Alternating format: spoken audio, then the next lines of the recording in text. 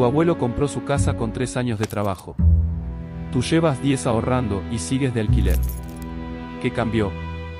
Y sobre todo, ¿quién decidió que así fuera? Imagina esto. Eres un trabajador español en 1975. Tienes 28 años. Trabajas en una fábrica, o eres administrativo, o estás en la construcción. Tu sueldo es normal. Nada extraordinario. Y con ese sueldo, en 3, 4, máximo 5 años, compras tu piso. No una mansión. Un piso de 3 habitaciones en un barrio obrero. Pero es tuyo. Tu casa. Tu patrimonio. Tu futuro. Ahora imagina esto. Eres un trabajador español en 2025. Tienes 28 años. Trabajas en lo mismo, quizás hasta con más formación que tu abuelo. Tu sueldo es normal. Y con ese sueldo, tardarías 20, 25, 30 años en comprar ese mismo piso. Si es que llegas. Si es que no te arruina una crisis, un despido, una emergencia. Si es que el banco te da la hipoteca. Si es que el precio no sube más rápido que tu ahorro. ¿Qué pasó?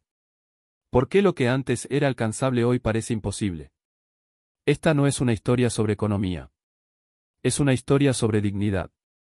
Sobre lo que significa trabajar. Sobre la promesa rota de que el esfuerzo te llevaría a algún lado. Y sobre cómo una generación entera descubrió que las reglas habían cambiado sin que nadie les avisara. En 1975, el salario medio en España rondaba las 15,000 pesetas mensuales. Un piso modesto en las afueras de Madrid costaba alrededor de 500,000 pesetas. Haz las cuentas. 33 meses de sueldo íntegro. Menos de 3 años.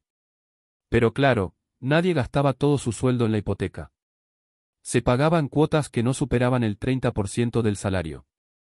El resto era para vivir. Para comer. Para vestirse. Para ahorrar. Imagina a un hombre llamado José. Trabaja en una fábrica textil en Terrassa. Cobra 16,000 pesetas al mes. Su mujer, Ana, no trabaja fuera de casa. Cuida a los 3 niños. Con el sueldo de José pagan 4,000 pesetas de hipoteca. Quedan 12,000. Con eso comen, pagan la luz, el agua, el gas. Visten a los críos. Y todavía meten 2,000 pesetas en la hucha cada mes. Para las vacaciones. Para emergencias. Para el futuro. José no es rico. No tiene lujos. Pero tiene algo que hoy parece imposible, tranquilidad. Sabe que en 10 años su casa será suya. Sabe que si trabaja duro, su familia estará bien. Sabe que el esfuerzo tiene recompensa. Esa certeza, esa seguridad, esa dignidad eran parte del contrato social. Trabajas, te esfuerzas, y la sociedad te devuelve estabilidad. Hoy ese contrato está roto. Un trabajador con sueldo medio en 2025 gana unos 1,500 euros al mes. Un piso modesto en las afueras de Madrid cuesta 250,000 euros. 17 años de sueldo íntegro. Pero las hipotecas ya no son de 10 años. Son de 30, de 40. Y las cuotas se comen el 60, el 70% del sueldo. No queda para vivir. No queda para ahorrar. No queda para nada. José murió hace 10 años. Sus nietos tienen su edad cuando él compró su casa. Pero ellos siguen viviendo con sus padres. Trabajando. Ahorrando. Esperando. Sin saber si algún día podrán tener lo que su abuelo consiguió con 3 años de trabajo. En aquella España, la vivienda no era una inversión. Era un lugar donde vivir. Los pisos se compraban para habitarlos, no para especular. No existían los fondos buitre. No había pisos turísticos vaciando barrios. No se compraban edificios enteros para alquilar a precios abusivos. La vivienda era un bien para vivir. Y esa diferencia lo cambiaba todo. El Estado construía viviendas de protección oficial. Miles de ellas. Pisos pequeños, modestos, sin lujos. Pero a precios controlados. Accesibles para trabajadores normales. No había que ser rico para tener casa. Solo había que trabajar. Y el Estado garantizaba que trabajar fuera suficiente. Había una mujer llamada Carmen. Limpiaba escaleras. Su marido era albañil. Entre los dos juntaban 20,000 pesetas al mes. Pidieron una vivienda de protección oficial. Les dieron un piso de 3 habitaciones en Vallecas. Cuota mensual, 3,000 pesetas. 15% de sus ingresos. El resto para vivir. Para comer. Para criar a sus 4 hijos. Carmen nunca tuvo lujos. Pero tuvo algo más valioso, un hogar propio. Un lugar donde envejecer. Un patrimonio que dejar a sus hijos. Eso no era un privilegio. Era un derecho. Un derecho que la sociedad protegía porque entendía que sin vivienda digna no hay vida digna. Hoy Carmen estaría limpiando las mismas escaleras. Pero no tendría casa. Estaría pagando 800 euros de alquiler. Más de la mitad de su sueldo. Sin posibilidad de comprar. Sin posibilidad de ahorrar. Sin futuro. Porque la vivienda dejó de ser un derecho para convertirse en un negocio. Y en los negocios, los que tienen menos siempre pierden. En aquella época existía algo que hoy parece de ciencia ficción, coherencia entre precios y salarios. Los productos básicos tenían precios controlados. El pan, la leche, el aceite, el arroz. El Estado fijaba un precio máximo. Y ese precio estaba pensado para que cualquier trabajador pudiera comprarlo. No era el mercado el que decidía. Era la lógica de que todos debían comer. Imagina a un hombre llamado Antonio. Trabaja en correos. Gana 14,000 pesetas al mes. Una barra de pan cuesta 4 pesetas. Un litro de leche, 12 pesetas. Un kilo de arroz, 20 pesetas. Hacer la compra semanal le cuesta 500 pesetas. Menos del 4% de su sueldo. Hoy gastaría el 20, el 25%. Esa diferencia no es casualidad. Es diseño. Los servicios básicos también estaban controlados. La luz costaba céntimos. El agua era casi gratuita. El transporte público era barato de verdad. Un billete de metro en Madrid costaba 3 pesetas. Hoy cuesta 2 euros. Ajustado por inflación, debería costar 20 céntimos.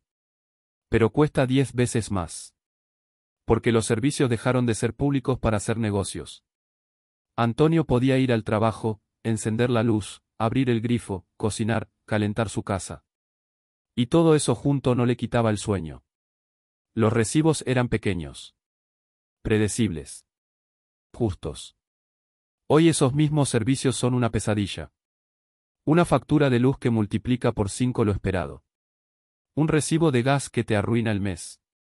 Porque el objetivo ya no es servir. Es extraer. Exprimir. Sacar hasta la última gota. En aquella España, trabajar duro significaba algo. No te hacías rico. Pero vivías con dignidad. Podías mantener a tu familia. Podías comprar tu casa. Podías ahorrar algo. Podías darte pequeños lujos. El esfuerzo tenía sentido. Había una lógica clara, trabajo igual a vida digna. Había un hombre llamado Miguel. Conductor de autobús. Jornada completa. Sueldo fijo. Con ese sueldo mantenía a su mujer y 3 hijos. Pagaba su piso. Comían todos los días. Los domingos iban al cine. En verano, 15 días en un apartamento en Benidorm. No era una vida de lujo. Era una vida normal. Alcanzable. Justa. Miguel nunca se hizo rico. Pero nunca sintió que su vida no valía la pena. Porque su trabajo le daba lo que necesitaba, estabilidad. Esa palabra que hoy parece del pasado. Estabilidad para planificar. Para soñar. Para construir. Para saber que mañana seguirás teniendo lo que tienes hoy. Hoy Miguel estaría conduciendo el mismo autobús. Quizás con más horas. Quizás con más estrés. Pero cobrando, en términos reales, menos. Y ese sueldo no alcanzaría. No para mantener familia. No para comprar casa. No para ahorrar. No para nada. Trabajaría igual, quizás más. Pero la recompensa habría desaparecido. Porque el trabajo dejó de ser un camino hacia la dignidad para convertirse en una forma de sobrevivir. Apenas. En aquella época, ahorrar no era cosa de ricos. Era algo que hacían familias normales. Porque después de pagar todo lo necesario, sobraba. No mucho. Pero sobraba. Y ese dinero se guardaba. En la hucha de barro. En la libreta del banco. Para imprevistos. Para el futuro. Para dejar algo a los hijos. Había una mujer llamada Rosa. Trabajaba en una fábrica de conservas. Su marido era mecánico. Entre los dos juntaban 25,000 pesetas al mes. Pagaban 5,000 de hipoteca. Gastaban 10,000 en comida, ropa, servicios. Les quedaban 10,000. Guardaban 5,000. El resto para pequeños gastos. Para caprichos. Para vivir. Rosa tenía una libreta del banco. Cada mes metía esas 5,000 pesetas. Al cabo del año, 60,000. Con eso pagaban las vacaciones. O arreglaban algo de la casa. O compraban un electrodoméstico. O simplemente lo dejaban ahí. Para el futuro. Para la seguridad. Para la tranquilidad. Hoy Rosa estaría trabajando en lo mismo. Quizás cobrando algo más en números. Pero en poder adquisitivo, mucho menos. Y no ahorraría nada. Porque no quedaría nada. Todo se iría en pagar. Alquiler. Comida. Luz. Transporte. No quedaría para guardar. No quedaría para vivir. No quedaría para nada. El ahorro se convirtió en privilegio de ricos. Y sin ahorro no hay futuro. Solo presente eterno de supervivencia. Las hipotecas de entonces no eran cadenas perpetuas. Duraban 10 años. 15 como mucho. Y las cuotas eran razonables. No te ahogaban. No te quitaban el sueño. Eran una herramienta para conseguir tu casa. No una condena de por vida. Había un hombre llamado Francisco. Compró su piso en 1978. Precio, 600,000 pesetas. Hipoteca a 12 años. Cuota mensual, 6,000 pesetas. Su sueldo, 20,000. El 30%. Justo. Manejable. En 1990, Francisco quemó el último papel de la hipoteca. Tenía 42 años. Su casa era suya. Completamente. Sin deudas. Podía respirar. Hoy Francisco tendría 28 años.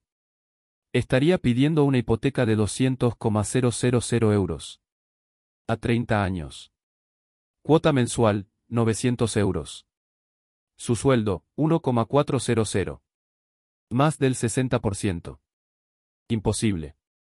Y si consigue que se la den, pagará hasta los 58. Toda su vida adulta atado. Sin libertad.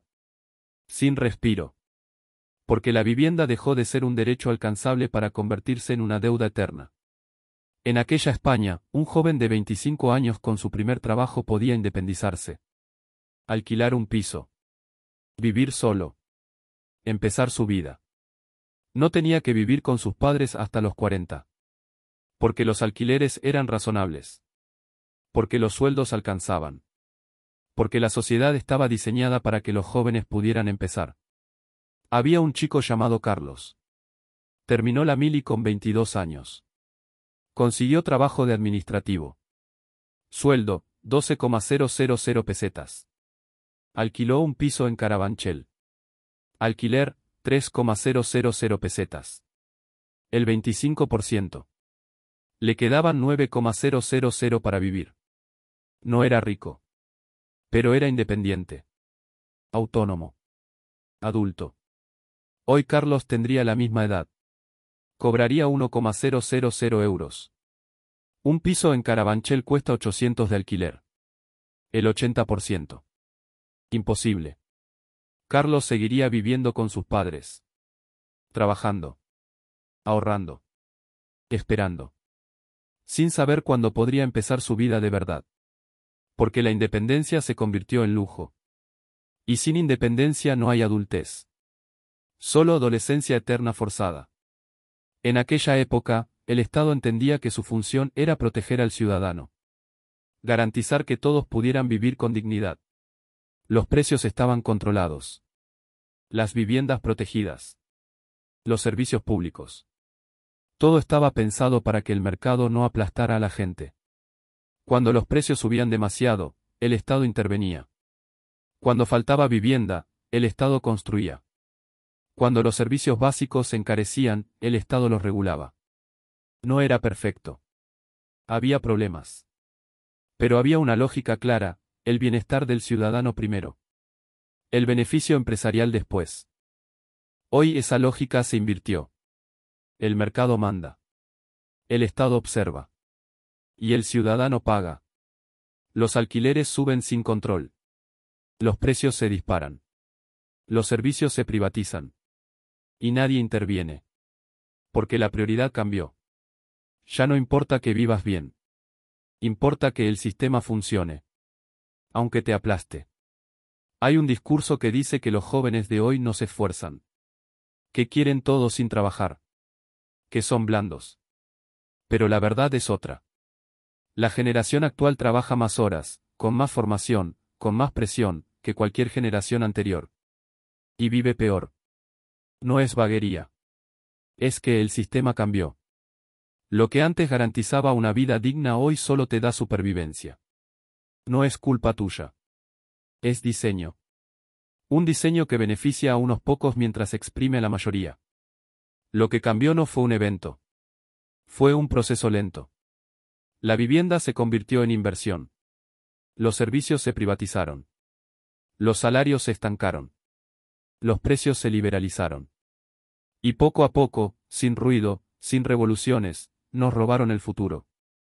El futuro donde trabajar duro te daba una vida digna. Donde comprar casa era posible. Donde ahorrar era normal. Donde los hijos vivirían mejor que los padres. Ese futuro desapareció. Y lo peor es que nos hicieron creer que era inevitable.